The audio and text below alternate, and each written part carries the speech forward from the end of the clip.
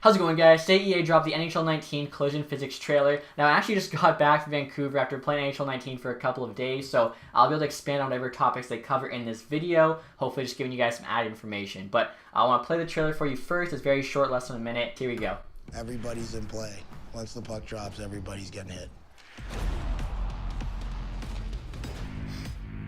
Inspired by PK Subban. An athlete like PK Subban.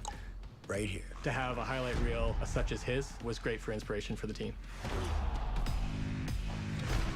80% of hitting is timing. Understanding if the player sees you coming, if he knows where you're coming from. You can see a lot of the new skating in that clip. To make a clean body check. There's so many things that go into it. Everything that we did sort of represented shoulder on shoulder hits, all the new physics. When you really see that point of contact, like a shoulder driving through the chest of a player, and with I like 3D model there, sick. Same with here. You really see those flush contacts, and you see that player get separated from the puck. How prepared they are determines whether it's just slight incidental contact all the way to big crushing hit. Nice hip check there too.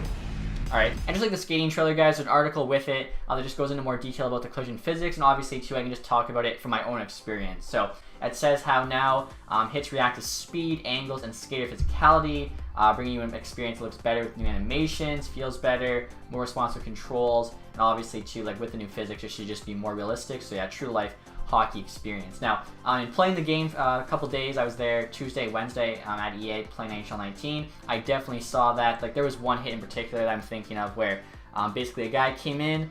I don't know what I guess my hands are the players. Guy came in, hit the other guy, and he hit him at such an angle where, like, the way he hit him, the guy he hit fell, and the guy that also sent the hit, he must have been like a little off balance or came with too much power. He kind of like fell backwards from the hit, so it was really cool to see him hit it, and then the way he hit him caused him to also fall down. I don't think I've ever really noticed that in 18. And then 2, like obviously, you'll notice if you hit a guy shoulder to shoulder, he'll fall one way. If you get a hip check, it's another way. If you kind of just clip his leg or whatever, as like you saw in that 3D model, I can bring that quick up for you guys. Like it's completely separate, I guess, with all the different body parts. Yeah, right here, so you can see like the arm and stuff, the knees, where you hit them, like the different body parts will move depending on where that contact is made. So I really like that. It makes it just a lot more realistic, a lot more fun too. Like if you're playing NHL 3s, that new ones mode, obviously those are more arcadey modes, so you're skating faster, and I believe the hits are more powerful, and because of that, you get some crazy animations, like some crazy stuff was happening, sending guys flying. So if you like that,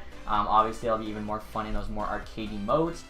Next here it just says power like PK, and this basically just talks about what I already covered. It says how there's new hit animations, unique limb tensions, like I was saying, depending on where the contact's made, will depend like how the guy falls, if his arms going up in the air, his legs are coming out from under him, whatever. Sensitive awareness of angles and speed. Again, you know, if you're coming in faster, it's a bigger hit than if you're moving slower. So if you are a faster player, you can generate more speed, but obviously it'll also take into effect your size. The angle too, like are you head-on collision there? Is it kind of like you bumping into him like with the side of your shoulder? Whatever. Again, that one where like they kind of bounced back, that was like a weird one. It was cool to see kind of a very unique situation lead to a unique result. So I was really happy with that. Next here it says all in the timing. Obviously this is about timing your hits. It says how collision physics is twofold. They wanted to bring an experience that looks better as well as feels better and more realistic, and I think they did that. I think sometimes like when you go for realism, it takes away from the fun aspect of the game, but in this case, not only did it make it more realistic, it also made it more fun. So I think when you can do both of those, that's a huge plus. It also talks about the player's size, their strength, their hitting skill. So on top of everything I already mentioned, obviously those are just other factors that go into play when the game decides how the two players are going to react from that hit. It also says how hit tracking's undergone improvements now, make collisions more realistic, so you can actually kind of like aim at your guy better and make that hit. I know a lot of times in 18, like you'll be going for the hit, and it seems like you're on the right path, and somehow you just miss him, which doesn't make sense. So I found in this game it's a lot easier to like kind of skate in and make contact with that hit, at least in my opinion. It also mentions how the new collision physics works in tandem with RPM skating. I kind of mentioned that earlier with like stopping and starting on a dime. If you think about it, it makes a lot of sense. There's a guy skating, and let's say you want to hit him. Before, you would kind of have to take this like rounded angle. Now you can skate straight, stop, and then come right across like a perfect 90-degree angle and meet him where you expect him to be and kind of time that hit better. So definitely the skating plays a huge role in the timing of those hits. Then right here it says no two hits are the same. I think obviously there's probably some similar hits, but there are now definitely a much wider variation in how you hit a guy, how he reacts. Like I mentioned before, with all the different situations in terms of the gameplay, as well as just like the stats of the player's size, hitting, balance, etc. All making for a different reaction from the collision. And even though there's 3 paragraphs here, there really isn't a lot more new information. They're just talking about how there's like all the new unique limb animations. So if you hit a guy on the shoulder, that's kind of one reaction to the hit, opposed to maybe if you make knee-on-knee contact, if you hit him square in the chest, you hit him from behind, stuff like that. If you just catch like a bit of his shoulder opposed to getting the full brunt of his shoulders. So obviously if you guys do want to read all this, the link will be in the description, but I think I'm summing it up pretty well. Like, not a lot of new information there. Then lastly here it says don't fall behind. So this is talking about how stamina plays a much bigger role now in NHL 19, which I think is pretty awesome. Obviously, stamina is your endurance, and it affects your ability to absorb a check. Now, I can speak from first-hand experience here. I definitely found that when I was playing, I was usually using like a smaller, speedier guy, especially in EASHL, and like when my endurance was low or whatever, and I got hit, my guy like just went absolutely flying. He even got injured a couple times, as like he's smaller than some of the guys that are hitting him, and because his endurance is like completely wiped at the time, he gets destroyed. And I mean, like, not only is it a big hit, he was already tired, right? So he's like laying there. It takes him a while to get up. So I think that's just more realistic. Like, if you get hit when you just come over the boards, you're fresh for that shift, you can probably get up a lot easier than, say, if you've been out there for over a minute grinding, someone lays a hit on you, you're just like dead trying to get back to the bench. So I definitely like this new addition. It also says how once you find yourself out of position, it will require even more stamina to return to a safe defensive stance. I feel like that just makes sense. Like, if the play is in your defensive zone and you're left in the offensive zone, obviously you got to hustle back to get there in time, so that'll burn energy. It also says how responsive controls allow for the quicker change in direction, like I was talking about with like the 90-degree cuts where you're just skating one way, stop, immediately go the other way. And it says how that will also burn more stamina, so you want to avoid that when you can.